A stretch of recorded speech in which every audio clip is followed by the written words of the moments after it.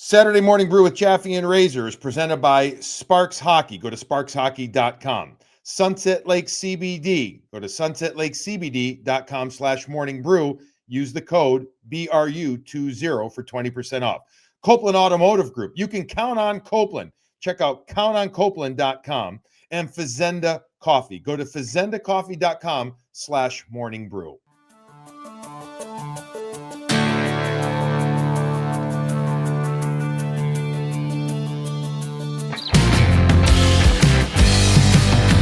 All right, welcome into Morning Brew with Jaffe and Razor. This is a special brew, a special guy joining us here. And with the Winter Olympics almost upon us again, and the debut of Netflix, they have a new documentary film coming out, The Boys of 80, Razor. Perfect time to talk with a member from that team.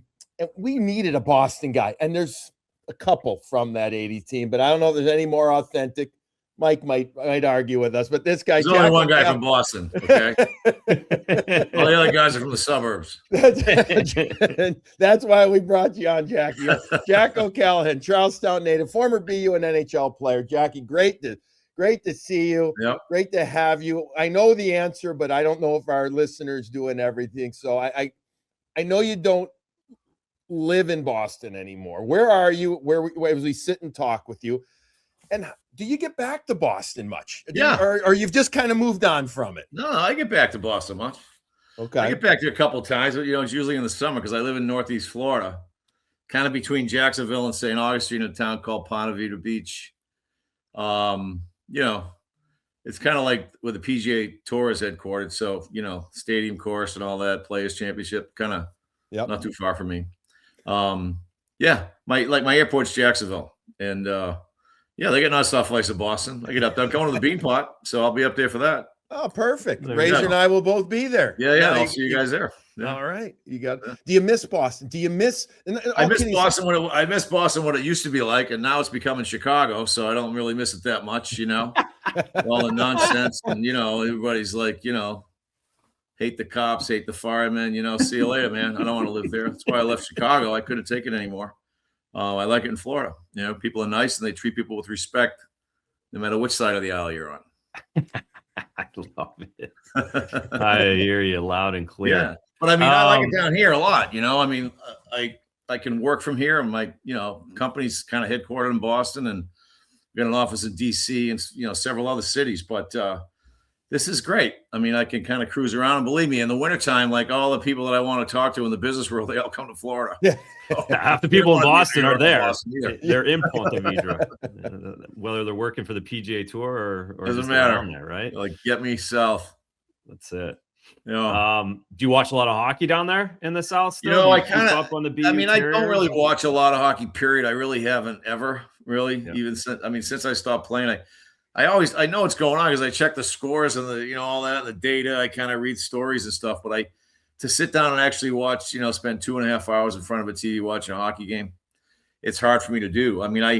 I'll check, highlights and stuff and playoffs. I'll watch maybe more in the playoffs. Those games are fun.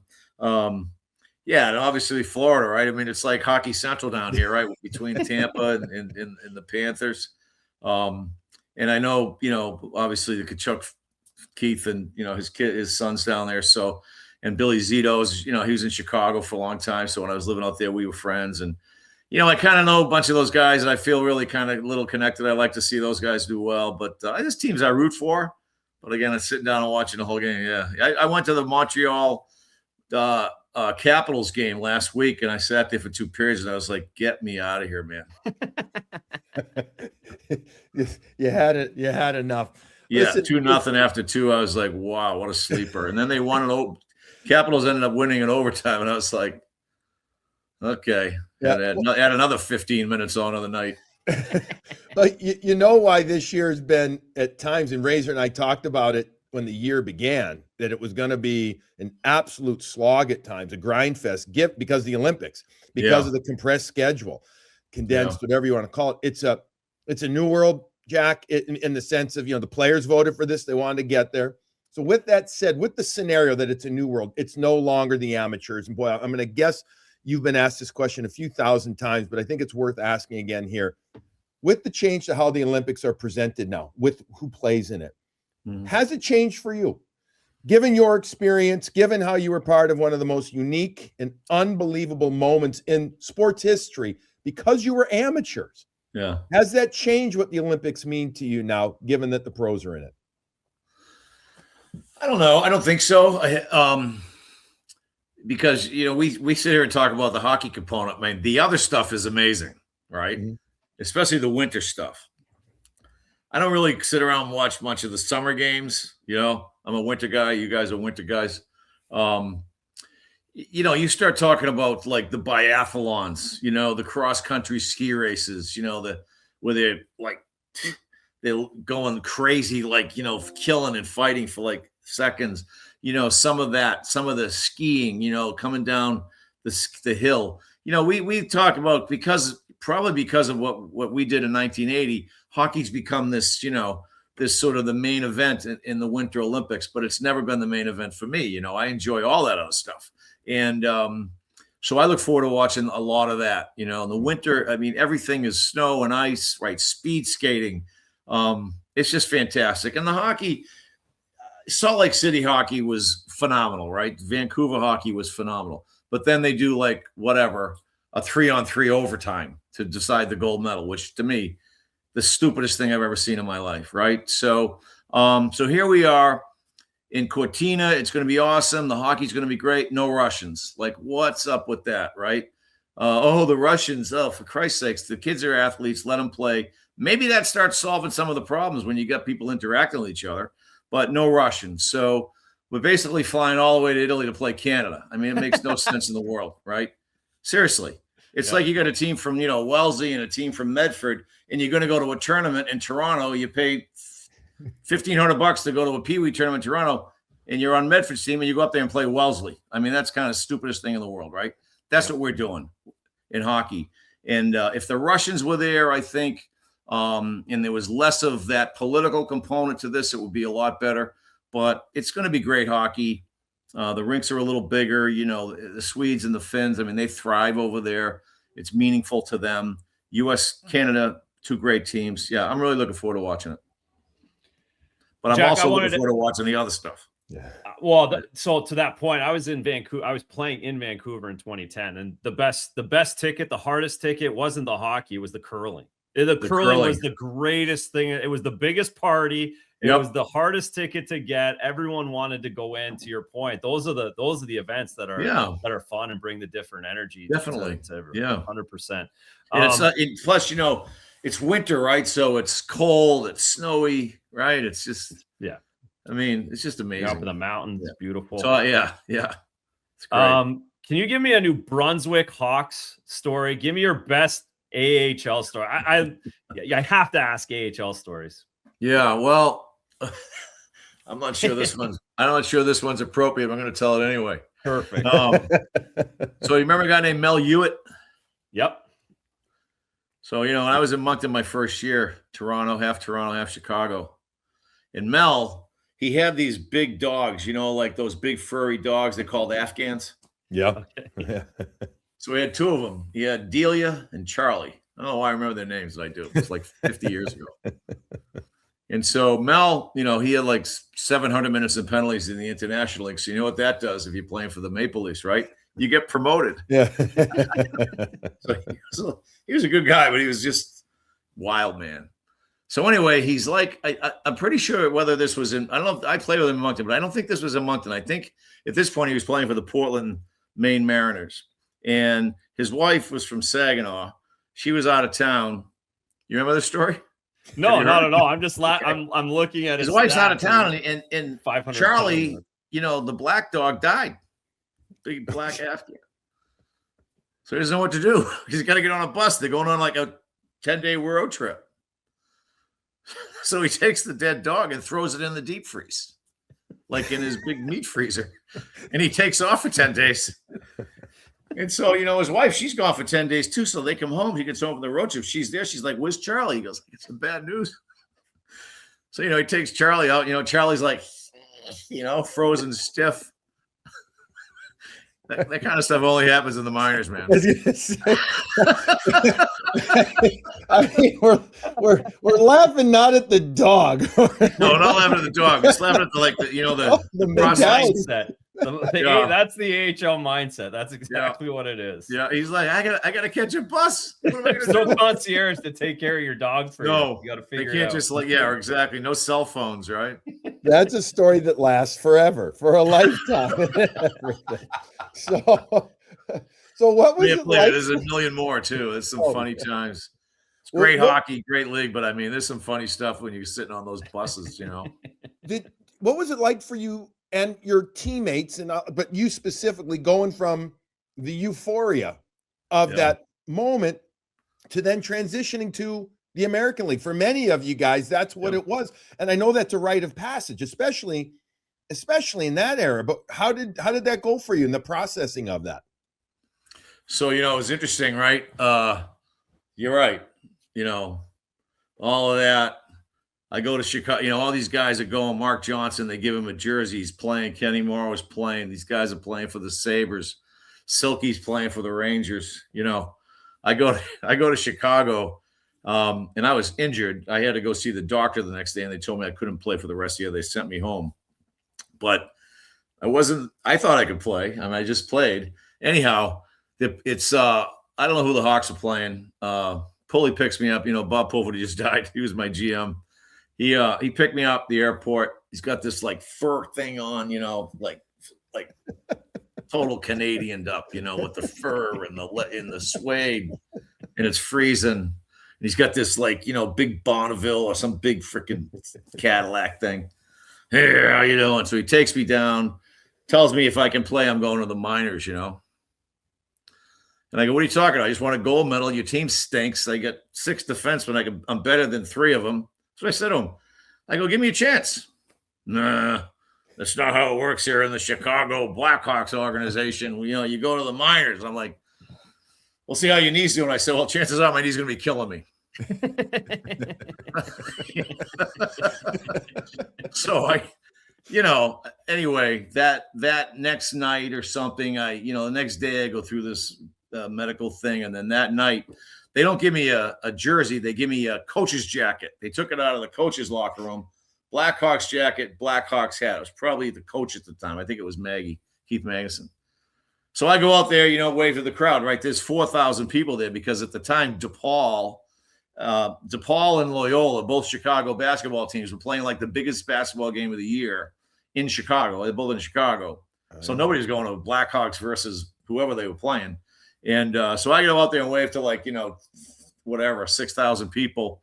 And then I wasn't even down the stairs in the locker room. And Louis Varga, the equipment guy, goes, give me the jacket, give me the hat. At least I thought I was going to walk out of the hat jacket.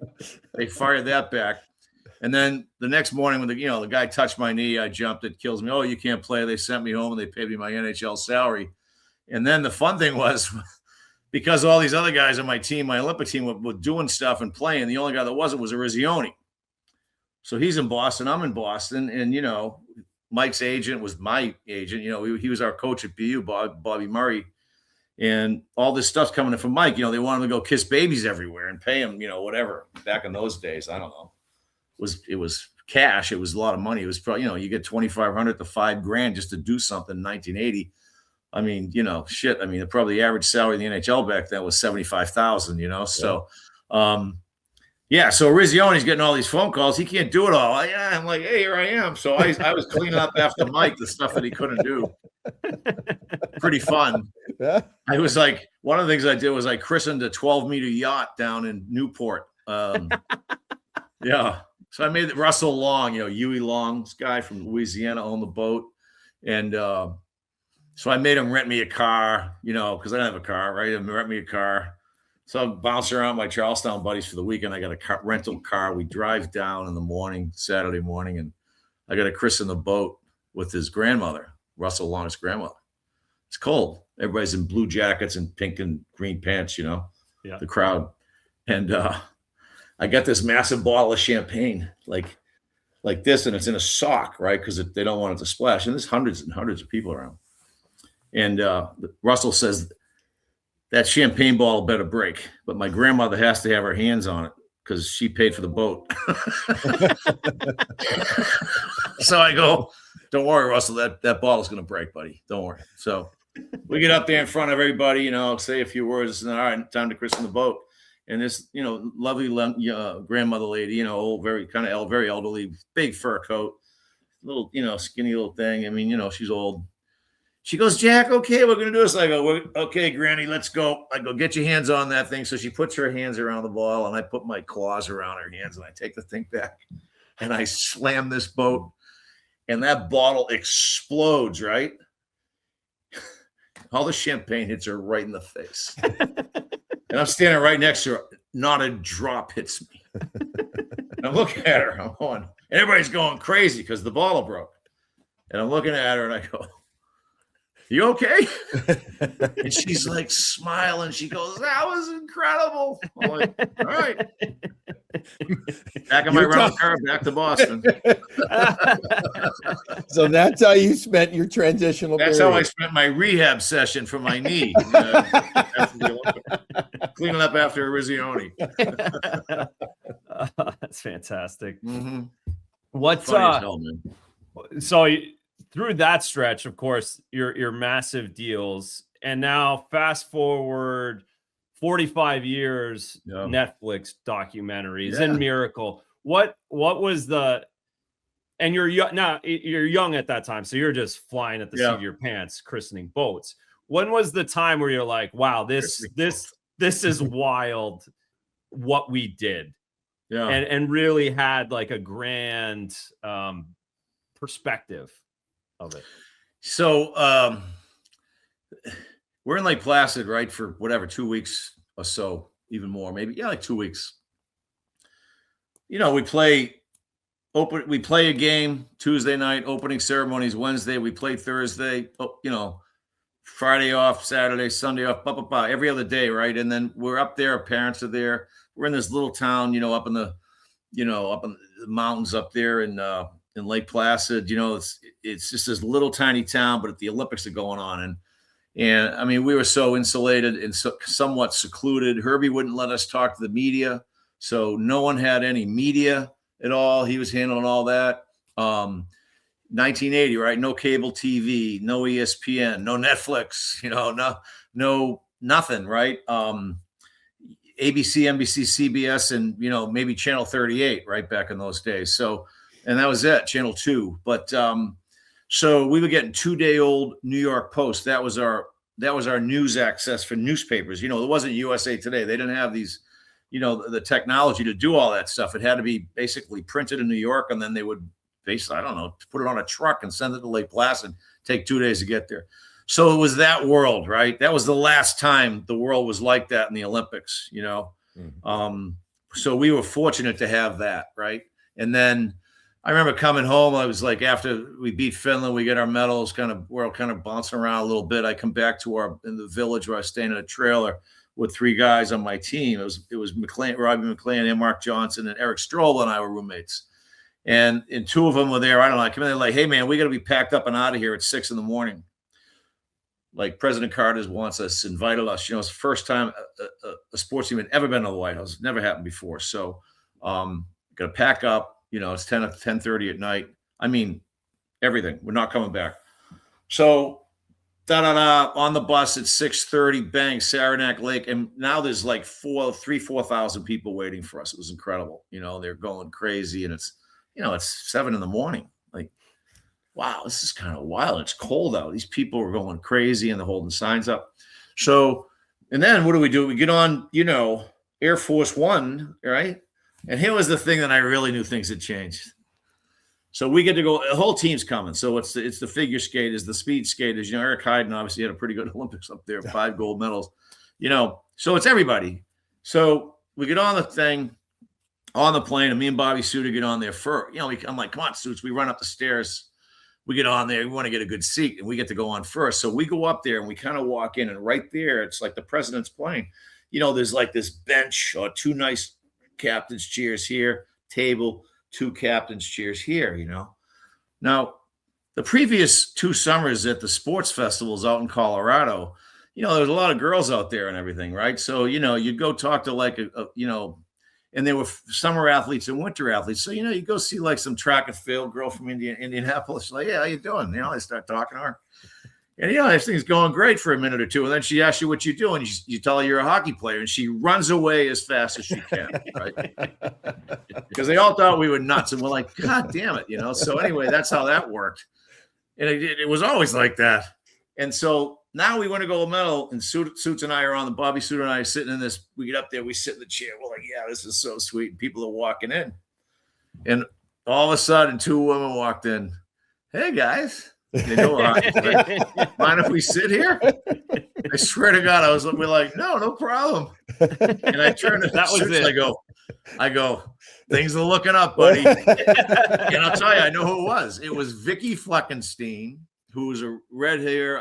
She was a downhill skier, and Kristen Cooper. They were both like 19 at the time. We were 22. I mean, it was kind of fun. We sat and talked to them. Believe me, it wasn't like anything of that, but it was just nice that all of a sudden people were willing to kind of talk to us, even knowing that we were hockey players. They didn't turn around and run away. So that was the first inkling of it. But the Saranac Lake and the plane. But then when we went to DC, it got crazy. Like coming in from Reagan Airport, and it was called National. I mean, people were pulled off the highway. They were lining the highway, signs, screaming. There's 8, 9 buses coming in, going into the district. We get there. It's a madhouse of media and people. And it was really kind of weird. And then even coming home to Boston, we left, went back to, I pull into Logan with Mike. Jimmy had gone to, he had to go to Atlanta. But so me, Silky, and Mike came home, and my Uncle Freddie was there. He was like a federal agent in Boston. So he was kind of hanging up. He was there because my parents are up north, still getting back from Lake Placid. So anyway, Mayor White sent me a limo, which was kind of cool because, again, I'm the only guy from Boston. Yeah. There was the only limo, and me a limo. So anyway, so Silky jumps in with me, and we go because our parents were coming back from Lake Placid. So, we go back to Charlestown, and, we get like our medals and our hats and all this. So I'm like, Monday, I go, wow, maybe we'll go see some people, So I'm like, come into Charleston. I tell the limo driver, I was, can you drive us down here? I want to, kind of where I hung out down at Eden Street Park. And we drive down Main Street. It's like dead. And, it's a Monday afternoon, about 4:00, dead. I'm like, go to the park, dead. Go around the corner, Sullivan Square, nobody. Up to the top, to the park at the top of the hill, dead. I'm like, Jesus, where is everybody? I got this medal. I want to show people, I'm pretty excited. I want to see my buddies. And down Bunker Hill Street, kind of where I live. And it's like, all right, let's just go home. There's nobody around. So we take a right from Bunker Hill Street onto Concord Street. And there's 2,000 people in front of my house. Wow. And I was like, this is kind of bigger than big. This is fun. That's awesome. Some players remember everything, meaning moments on the ice, plays, little nuance, everything. Others don't, right? They can I ask Razor regularly about certain things, and he has to think about it at times. I'm not saying you don't remember Razor, but I don't remember much. Yeah, some players do. Are you a guy? Bullies are always in the zone, though. Oh, yeah. Always, yeah. Something like that. Can you see in your mind's eye the last moments of USSR, the Russia game, and Finland? And a 2-part question here. Which of those 2 games were you more nervous going into? Can you remember that? Because they both had obviously incredible significance for your team and you. So I don't think we were nervous about Russia at all, because, they had beaten our brains in a couple of weeks prior. I don't know. We've been playing pretty well in the 2 weeks since then. We had tied 1 and won 4 straight games. So we were kind of settled in, and we knew that what would happen with the Russians. We had kind of talked about it a little bit, like, man, you can't get behind these guys, Razor, you get down 1, you press to, try to tie it up. Next thing you know, it's 4-1, and then you can never come back when it's 4-1. Then it's 11-2, right? So, because they're that good. So we kind of, it was in the back of our mind, but again, we had to play, Sweden and the Czechs, and the Stasnys, Pelle Lindbergh's in net for the Swedes. These were great teams, and even Romania and West Germany was awfully good. So that was kind of a more nerve-wracking game because that was the last game we played in our pool I mean, if we had lost to them, we're out, so that was a tough one. They were good. Anyhow, the rushing game was almost just like, think about the game and just play the game and, and not really worry about it. Mike scored, we put us up with 10 minutes left in the game. And then at that point, it was like, what do we do now? Do we hold on or do we, you start? So then Herbie was awesome at the time as a coach. He just stood back there and he was pacing up and down, just kept telling us to play our game. Don't change, just keep playing your game. And so we stayed on the attack, which, as you guys know, I mean, whenever you're in a one goal game, right, a 2-goal game lead, it's just so natural to try to like pull back. And when you're on the other side of that, you're like, you're risk averse, right? It's like, let's just go, you press. And all of a sudden you tie it up and so it can, how the mindset is. But the rushing game, man, we just kept playing and just Herbie was cool. Play your game. Quick changes. But that was the longest 10 minutes of everybody's life. The nerve-wracking part was kind of Finland probably because especially at the end of the second period, we were down 2-1. And that was, you feel there was a little unease in the locker room between the second and third. I mean, look, it wasn't like we were sitting in there shaking in our boots, but you could just feel like, a little unease. And then there was just an upswell in the locker room. I think I probably started it, just like, the hell with this, man. We are not losing to these guys. No way, no how. Like Finland, are you, kidding me? And pacing. And then all of a sudden we were like a bunch, another guy stood up. And then we were like, and then all of a sudden, man, it just switched like all of who we were in our competitiveness and our backgrounds and the people and our, the tightness of our team. Like everybody was like pacing, like when they opened the door to go out on the ice for the third period. I mean, it was almost like get out of our way. And I mean, if you look back, you could look at, we played probably 62 games or something like that, or somewhere in the low 60s. The best 20 minutes of hockey we played the entire time was the last 20 minutes we played. Finland, we beat them 3-0 in the third period. They didn't touch the puck. It was almost like we were so nervous. And then we were like, what? It was like, because we had that in us, we were physically fit. We were emotionally strong. We were really cohesive as a team. We were in that moment where it was 20 minutes to win a gold medal. I'll be the biggest laughing stock in the history of the game of hockey or sports. I mean, you don't really think of that part, but yeah. And we just, it went the other way. It's like we just looked inside of ourselves and stood up and we said, we're the United States of America, man. And there's no goddamn way that we're losing to the Finns. Okay. Ain't happening. I swear to God, that's how we felt. And then when we went out on the ice, I mean, it was an awesome third period. I'm going to tell you, as a American kid, and I'm not saying this doesn't mean as much to Razor, but Razor probably doesn't, given A, that I'm older than you are, Razor, which is a good thing for you.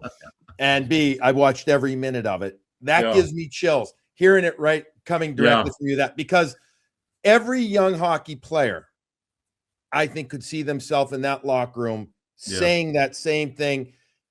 And then to go out and do it on that stage is just incredible. No, freaking fantastic. It literally gives me the chills hearing you say it, because I can see you guys and having gotten to know a couple in the locker room and being just wanting to own that moment and then to go out and do it. Just absolutely freaking. So there's actually in the Netflix documentary that we're kind of talking about, they bring all that up, it's sort of a segment in it about in the locker room, at the end of the second period against the Finns, right?